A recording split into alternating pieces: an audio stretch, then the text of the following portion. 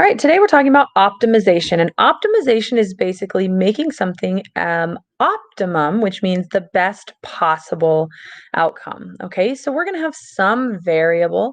We're going to try to optimize it, which means make it its best. And when we're optimizing something, we're going to be looking for the maximum possible value or the minimum possible value. So some things we might optimize are area and volume or cost. So if we were looking at area or volume, typically we're going to look for the maximum volume we can possibly get within a certain constraint. So we have some product, we want to make it, but we only have this much material. What's the biggest possible volume I can get out of that material? Or we could minimize cost, right? So I have something I want to make, and these are the constraints they have to stay within. And how can I make it the minimum possible cost? Okay. So we have a couple of examples. The first few examples are not in your textbook, and then the other ones are in your textbook. So you can just follow along with these. These will give you a good idea of optimization. So the first one says you have 200 feet of fencing to enclose a rectangular field by your house. One side of the field borders a pond that does not require fencing. What is the area of the largest field you can enclose? So the first thing we're going to do is we're going to draw a picture. You always want to draw a picture. Okay, so here's the pond and here's the fence. The reason you want to draw a picture is because it's just so hard because there's so many different variables. It's very difficult to do this without drawing a picture. Okay. So then the next thing I'm going to ask is, what am I asking to optimize? What variable am I trying to make the best? Well, it says I want the largest area. Okay, so I'm trying to optimize area. So you're going to write an equation for the thing you're trying to optimize. So I'm going to write area and I'm going to write an equation for that. Okay, what is the area of this fence? Well, let's call this the length and let's call this the width. Okay, what would the area of that fence be? Well, it would be the length times the width, wouldn't it? Okay. Now, here's the thing. When we're optimizing, this isn't like related rates where you can have more than one variable. When we're optimizing, on the left-hand side, we need to have the variable we're trying to optimize, the variable we're trying to make the biggest or smallest. And on this side, on the right side, we can only have one variable, okay? Because we can't differentiate with respect to time. We're not doing that in optimization. We're differentiating with respect to length or width. So we're saying, what width would give me the biggest area? Well, if I tried to differentiate this now, I would have width and length, and then I have an implicit differentiation thing, and it just doesn't work. So I need to use constraints to be able to make this in terms of just one variable. And a constraint is just something that says, hey, this is our limits. We can't go outside of that. Because if you were trying to say what's the largest field you could make and you had an unlimited amount of fencing, well, that'd be really easy. You just keep making it bigger, right? But we don't have that in real life. We always have constraints. You know, with our soda can, we had a volume that we needed to stay within. And for this one, we have only a certain amount of fencing. So we can't go more than 200 feet.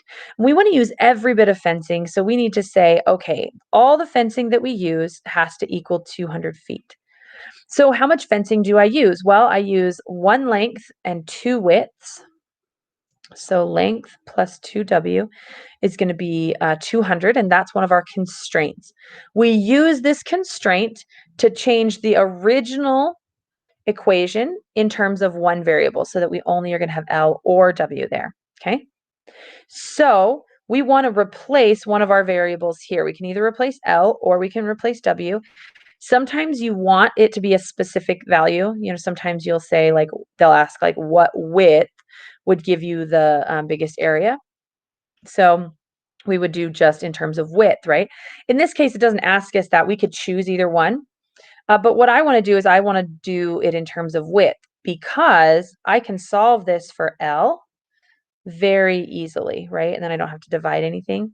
So L, or the length, equals 200 minus 2 times the width, okay? So everywhere that there's a length, I can replace that with 200 minus 2W because I said whatever my width is, doesn't matter what my width is, if I multiply it by 2 and subtract that from 200, that's what my length is going to be, okay? So I'm going to come back to my original function and I'm going to replace length with width. so that now I'm going to be in terms of just one variable. Okay, so here we changed the length out for 200 minus 2w. Now I'm finally ready to do some calculus. The calculus is going to give me the maximum area. And how do we find the maximum of any function? Well, we take the derivative, we figure out where the derivative is equal to 0, use that critical number to figure out if it's a maximum or a minimum point, right? We're going to do the same thing here, but I don't want to derive just yet because this is the product, and so then I have to do a product rule, and that gets ugly. So let's just go ahead and multiply this out. So I have 200 minus 2w squared. Oop, I forgot my w with that 200. 200w minus 2w squared. So that's the area. I didn't take the derivative yet. I just rewrote the area. Now I say if I want to maximize this function, I have to take the derivative of it. So we're just going to write a prime. You could write dA dw because we're taking the derivative of the area with respect to the width. Sometimes that gets a little confusing, so I usually just write a prime. But just remember, we're not doing this with respect to time because this isn't changing over time. This is just static, okay? So this is not a dr dt or dx dt type of thing, okay? So I'm going to take the derivative of the left side. Now I take the derivative of the right side, and I get 200 minus 4w. Okay, so that's the derivative. And if I want to find a maximum or minimum point on my function, I ask myself, when is the derivative equal to 0? So I get negative 200 equals negative 4w, so w equals 50. When the width is 50, my derivative is equal to 0, which means it's a critical number. It's a place where my function either hits a maximum or a minimum. Okay, I'm going to write an f prime number line so that I can figure out whether this is a maximum or minimum.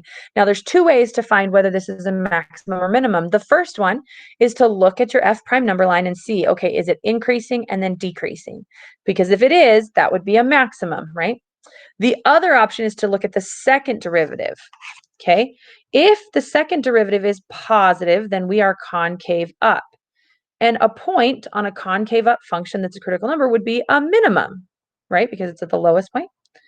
And a function that's concave down, that point would be a maximum. So we can just look at concavity as well. So I'll show you both ways here. So we're going to see if 50 is in fact a maximum or minimum. Now, what you'll find is sometimes the critical number you find is not a maximum or a minimum. Or sorry, it's not a maximum.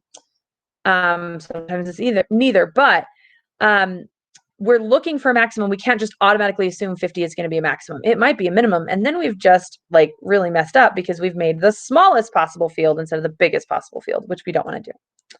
So in our f prime number line, we're going to come back here and we're going to say, all right, what is the derivative equal to on the left side of 50? Well, if I put in like 0, I get 200 minus 0, which is positive.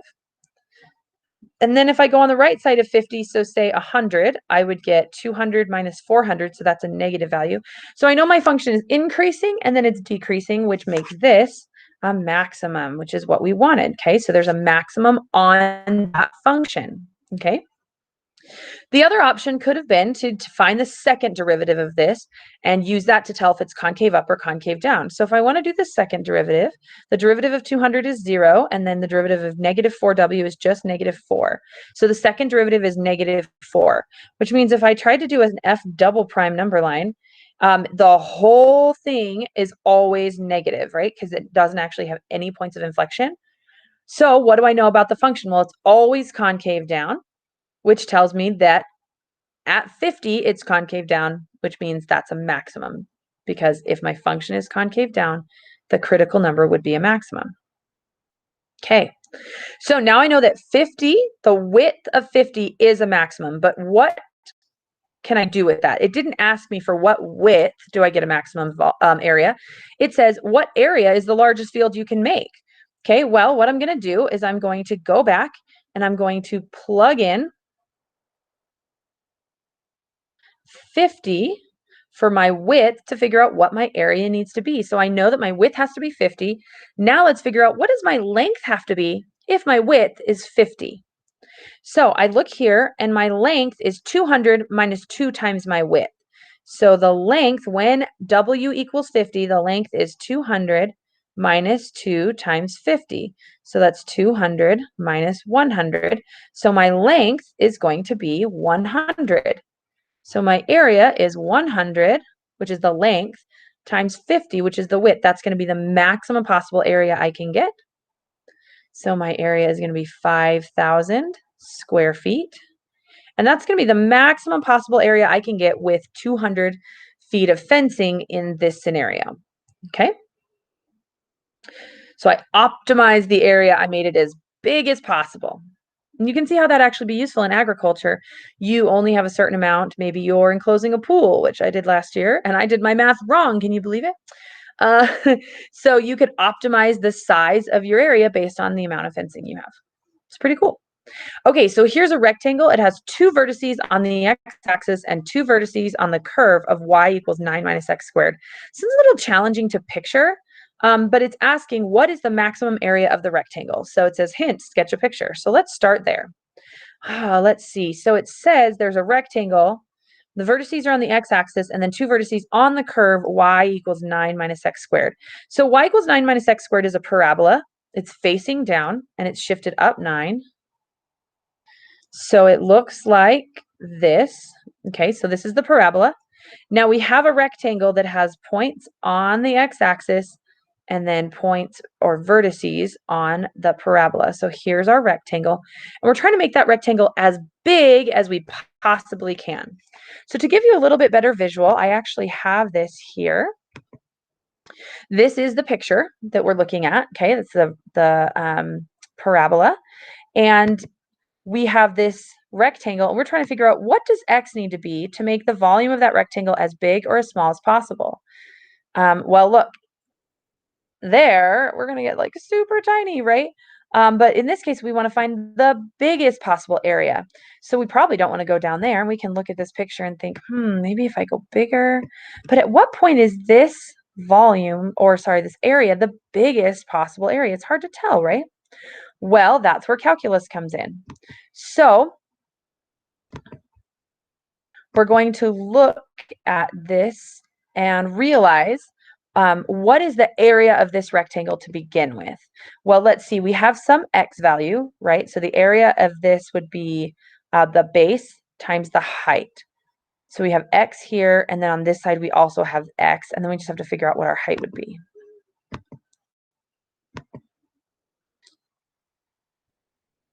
Okay.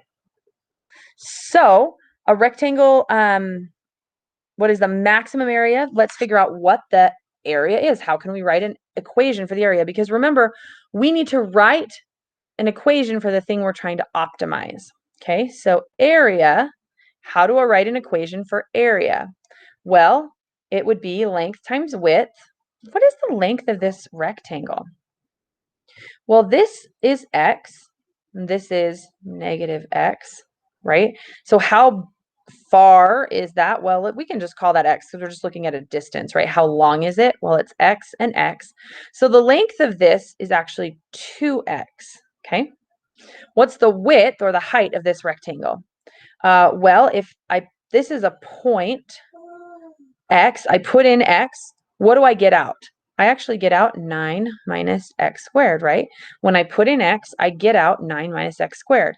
So my y coordinate at that point would be 9 minus x squared, which means the height of this is 9 minus x squared.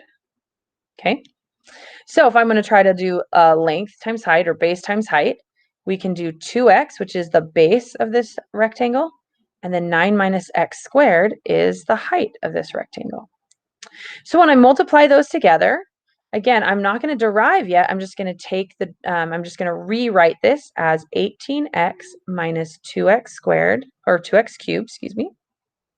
Okay, so this is the area. Now, what I need to make sure is that I have the thing I'm trying to optimize on the left side and only one variable on the right side. And I do in this case. I'm actually fine there. So I don't need to have a constraint. Don't need to have something extra to get this to have only one variable. Okay. So now I'm trying to find the maximum area. So to find the maximum of any value, I take the derivative of that function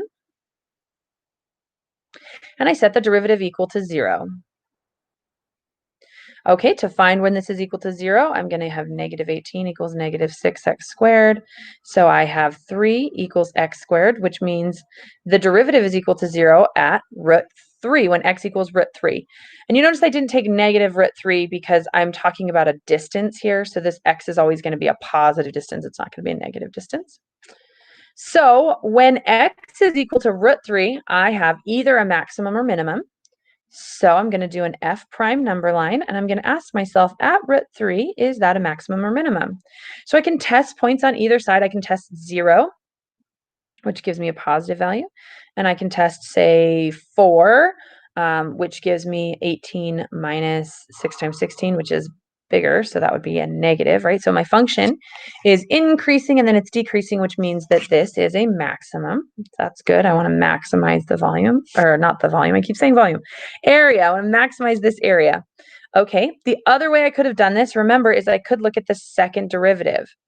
So I could take the second derivative and find out whether this is going to be concave up or concave down at root 3. So the second derivative of this function is, well, the derivative of 18 is 0. So it's negative 12x. That's the second derivative. When x equals root 3, what is this second derivative positive or negative? Well, if I put in root 3, I'm going to get a negative value. So at root 3, the second derivative is negative, which means this is concave down, which makes it a maximum. Okay, so I know that the x value I need is root 3, and it's asking not for that x value, though, it's asking for the area. So what would my area be? Okay, so I come all the way back and I say, all right, what is the area if x equals root 3? Because that's my optimized place. Okay, so I have 18 times root 3 minus 2 times root 3 cubed. So that's 18 root 3 minus, let's see, I have 2 3's that I can bring out. So this is 6 root 3. So I have 18 of them and I have negative 6 of them. So I have 12 root 3's. So the area, and you could plug that into your calculator and figure out the actual like decimal number, but that would be the area of this rectangle at its maximum size. Okay. We're going to skip through this one really quick, and I'm going to go to the ones that are in your textbook, so you can open up your textbook and follow along with me. So these are maximum and minimum applications. We're looking in 5.1 and 5.2 of the Essentials of Calculus by Gary Taylor. So one of the most common applications of calculus is this optimization, because we want to find the maximum or minimum. You know, in manufacturing, this is actually really important. If you save yourself 5 cents per product, it actually is a huge savings. So the procedures listed there, that's listed in your textbook, and we've kind of already looked at that procedure. So we're going to start with this one. A box with no lid is made from 48 centimeters of material. The box must have a square base. Find the dimensions of the that produce the maximum volume. Okay, so the first thing we ask ourselves is, well, the first thing we do is draw a picture. They already drew a picture for us. Okay, let's label our picture. We don't know what this side is, so this can be x, but since it's a square one, that's also going to be x. Okay, the height we also don't know. Let's call that y. Okay, because it's not like a cube, so it can be a different size. So now we're going to ask ourselves, what are we trying to optimize? What are we trying to do the maximum or minimum of? Well, we're trying to find the maximum volume. Okay, so we're going to write an equation that relates volume to all of these unknown variables. So what is the volume of this box? Well, it's length times width times height. So I have x times y. So my volume is going to be x squared times y. Okay, this is the thing I'm going to derive. This is the thing I'm going to optimize. But here's a problem. If I want to optimize something, I can have the thing that I want to optimize on the left and only one variable on the right. So how can I find out one of these variables? Well, I know that I only have 48 square centimeters of material. Okay, so I have to figure out what exactly my my constraint is. Okay, so here's our constraints. And this is like our secondary equation that helps us replace one of our variables in the original equation. So I have to figure out how much material am I actually using? So let's like draw this out because you kind of have this box like this and then like this. Um, right, so when it folds up, it actually gives us that box with no lid. This is going to be the height here, and this is going to be the length or the base there. Okay, so this is y and this is x. Okay, so what is the area of this material? Well, let's see. Okay, so I have 4 little pieces here that are all the same, right? The area of this piece would be x times y because that's the length times the width. Okay, and this would be x times y, and this would be x times y, and this would be x times y. So the area of that so far is going to be 4xy. Okay, and then what's the area of this thing in the middle? Well, let's see. It's x long and it's x wide, so this would be x squared. Okay, so the area of the amount of material I need to use is 4xy plus x squared. And what does that have to be? Well, it has to be exactly 48 cubic centimeters. So I said that's the amount of material I have, okay? And this is my constraint, that if I add 4xy and x squared, it has to be equal to 48. So now we're going to use this to put to replace one of the variables. So let's see. I think I'm going to replace y because if I try to replace x, I'm going to have to square whatever I put in there, and that seems ugly. Okay, so let's just replace y, which means we need to get y all by itself. So I have 4xy equals 48 minus x squared. So I have y equals 48 minus x squared over 4x. Okay, so anywhere there's a y, I can replace it with this whole thing, 48 minus x squared over 4x. Okay, so I'm going to go ahead and substitute that in. I'm going to have x squared, and then in the y, I'm going to replace that with 48 minus x squared over 4x. Okay, so now I want to find the derivative. But it's really ugly because it's this product. So let's go ahead and simplify this before we find the derivative. Okay. So we're going to figure out, let's see, multiply these out. So we're going to have 48 x squared minus x to the 4th over 4x. Okay. So I can divide both the top and bottom by x. So I have 48x minus x cubed over 4. Okay, and then I can rewrite this because you don't want to use the quotient rule because there's nothing, there's no variable on the denominator. So we're going to rewrite this as 48x over 4 minus x cubed over 4 because I can split a numerator. I can't split a denominator. Okay, so 48 divided by 4 is 12x minus 1/4 x cubed. So that is the volume in terms of x. If I put in any x value, it'll tell me what the volume is, okay? Now that I finally have this in terms of the thing I want to optimize and one variable on the side, I can go ahead and derive this, okay? So v prime equals 12 minus 1/4 times 3x squared. So v prime equals 12 minus 3/4 x squared. Okay, and then I need to find where this derivative is equal to 0 because that's the optimum place, right? So I have negative 12 equals negative 3/4 x squared. To undo that negative 3/4, I'm going to multiply by the reciprocal. Okay, so on this side, I'm going to have positive. Let's see, so that goes just to 16. And then this is just going to be x squared. So x equals 4. Now, again, I didn't take the negative 4 because the square root of x is actually positive, or square root of 16 is positive or negative 4, but can x be negative? No, x is a length of a box, so it can't be negative. So, my other constraint that I forgot to talk about a little bit is my domain. So I have to think of what is the biggest possible x I can have here.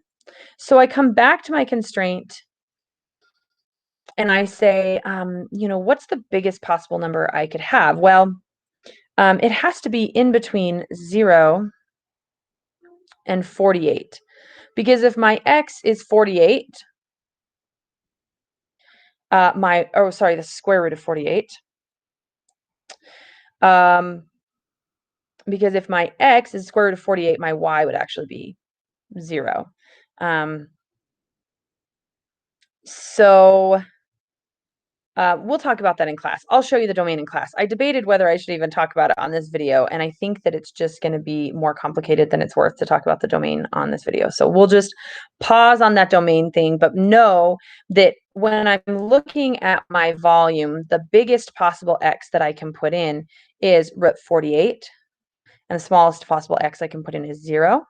Okay, so my critical number, this is my f prime number line. My critical number is 4. Okay, so I'm looking and saying, is this a maximum or a minimum point? So again, I could take the second derivative if I wanted, and that would tell me whether this was concave up or concave down. So let's do that.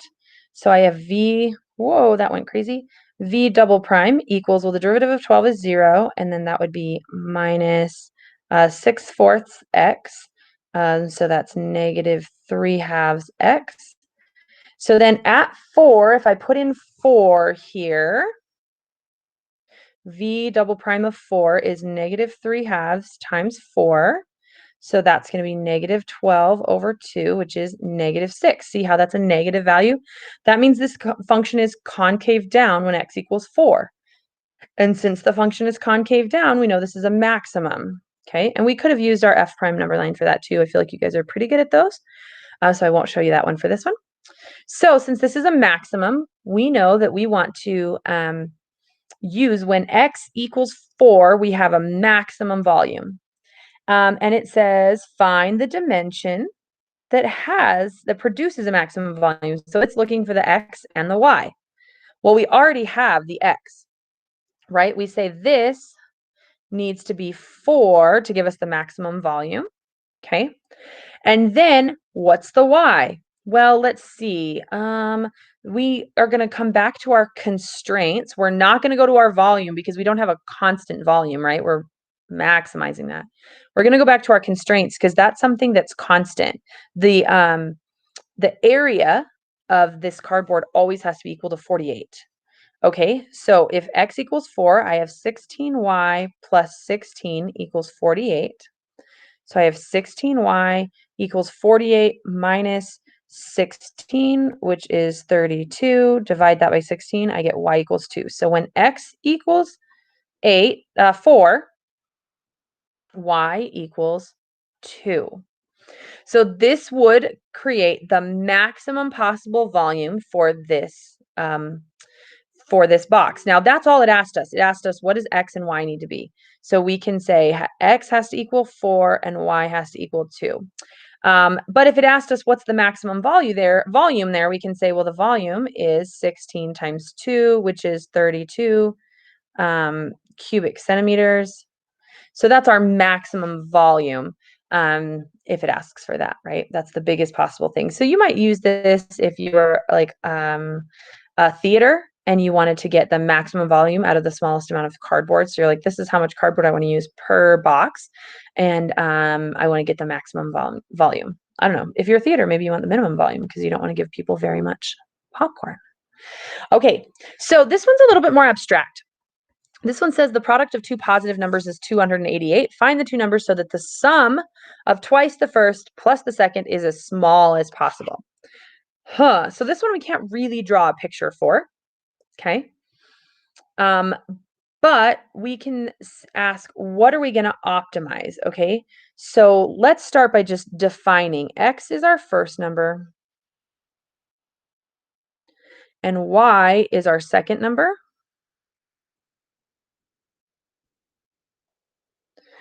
Okay, so we know that when we want to optimize product of two, It says we want the sum of twice the first plus the second to be as small as possible. So we want to optimize the sum. So I'm going to call this S for sum.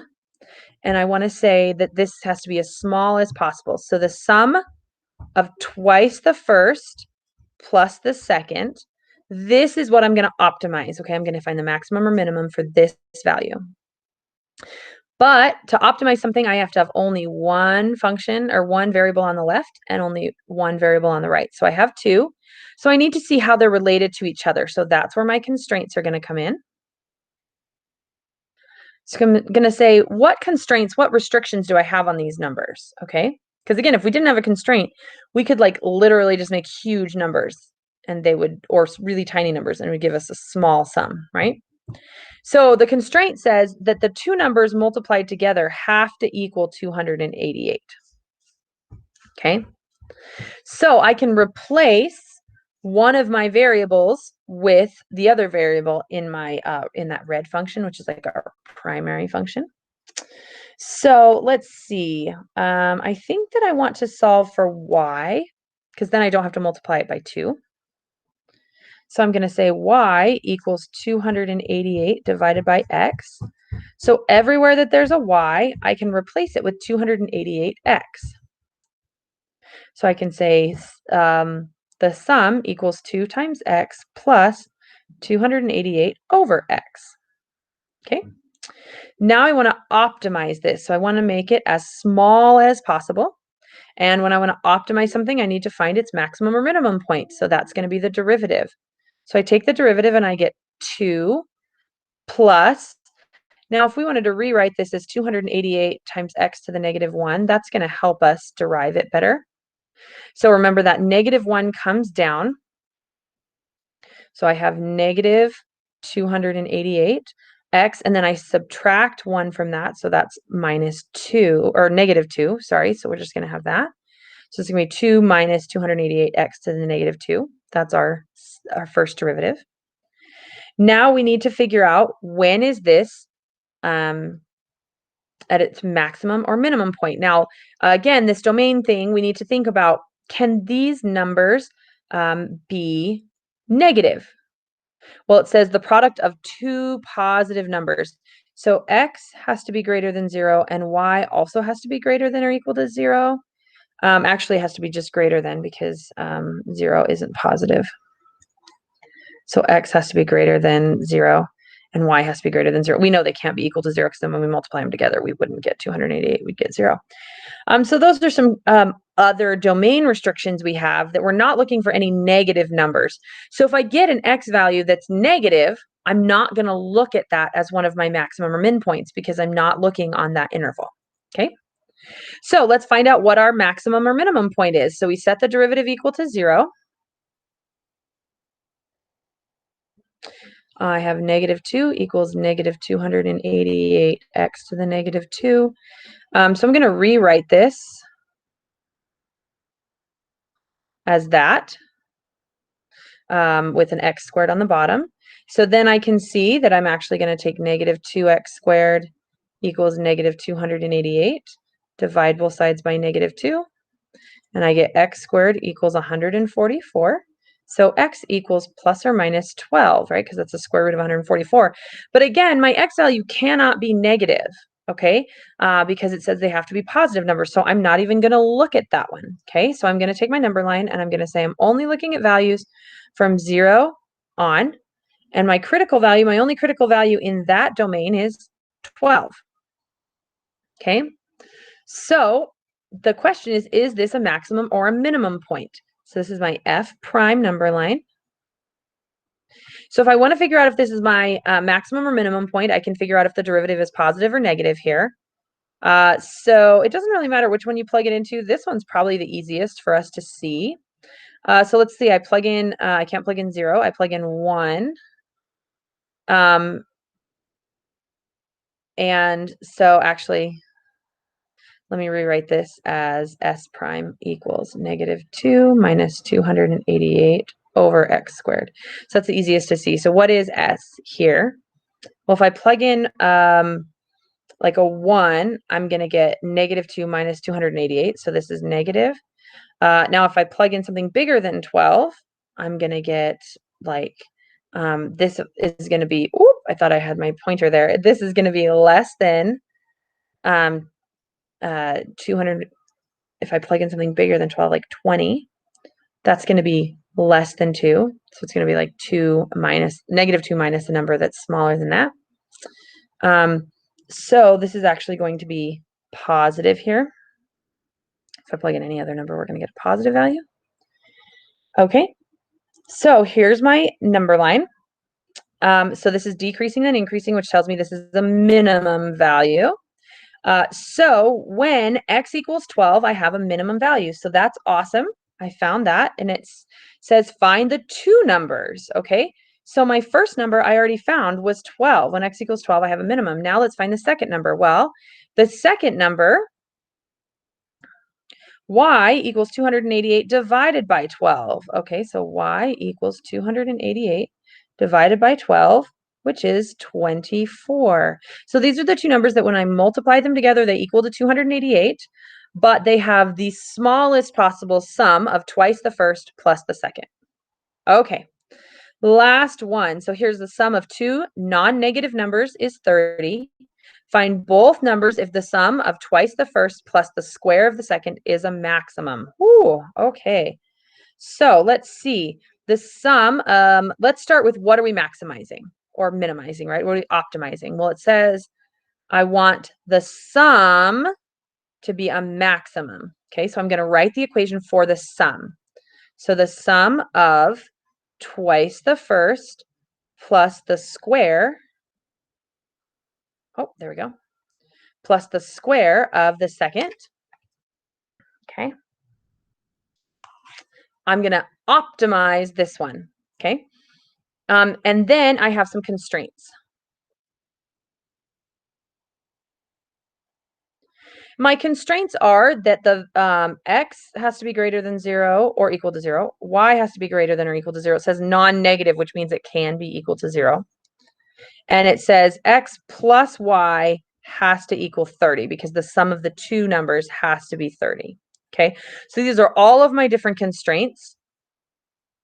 Now, I want to optimize this, but I have one variable on the left, but I only need one variable on the right. Okay. So I'm going to replace one of my variables. Again, it doesn't really matter which one you replace, but I'm going to replace x because otherwise I have to square something, and that's ugly. Okay. So x equals 30 minus y. So everywhere there's an x, I'm going to put 30 minus y. Okay, so really the sum of these is going to be 60 minus 2y plus y squared.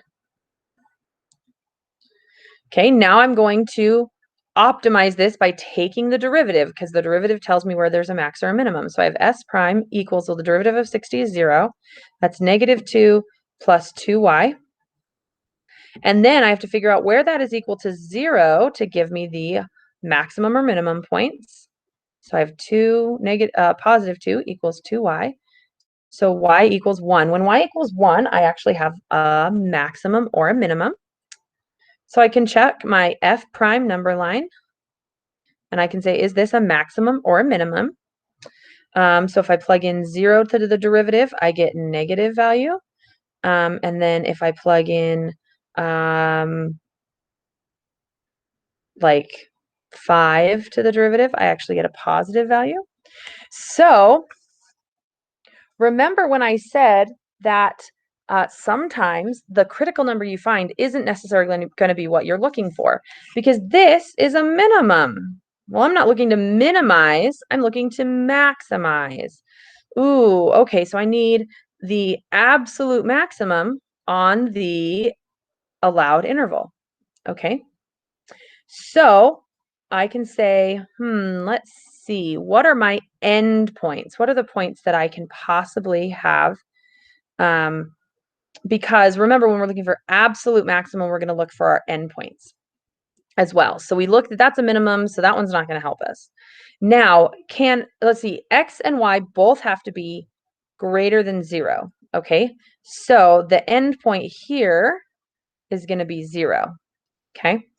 Now, what's the endpoint on the other side? How big can y be? Well, y can't be any bigger than 30, right? Because when I add x and y together, they have to equal 30. And since y has to be positive or 0, it can't be bigger than 30. So my endpoint here is 30. So those are my constraints here, right? And I could have written that y has to be less than or equal to 30 because that tells me, I couldn't have 50 as y because then x would have to be negative to add 30. So since I'm looking for an absolute maximum and my critical number doesn't work, I'm going to test the endpoint. So I'm going to test 0 and see the value there. And then I'm going to test 30 and see the value of my function there. So here's my function up here. This is my function. When I plug in 0 for y and 30 for x, okay, because if y was 0, x would have to be 30. So when I plug in, and actually, I rewrote it here. So, instead of trying to do them both, let's just rewrite it here. So I plug in 0 for y, I get that my sum is 60.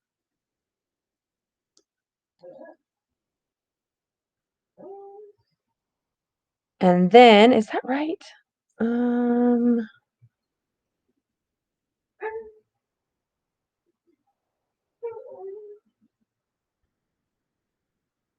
Oh yeah, I wrote it down with x's and y's differently. Okay, so when x equals 0, or sorry, when y equals 0, my sum is 60. And then when y equals 30, I'm going to have 60 minus 2 times 30, which is 60, plus 30 squared, which is 900. So I have 60 minus 60, which is 0, which is 900. So the sum is 900, okay? So which one of these has the maximum value? Well, I know this is a minimum already, so I didn't even need to test it. This is 60, this is 900. So this gives us a maximum value. So I say, hey, when y equals 30, I have a maximum value. And if y equals 30, what does x have to equal? Well, x has to equal 0 because they have to add together to be 30. So there you go. That's a lot of optimization, but hopefully it gave you a little bit better idea of how we take this optimization and we use calculus to maximize things.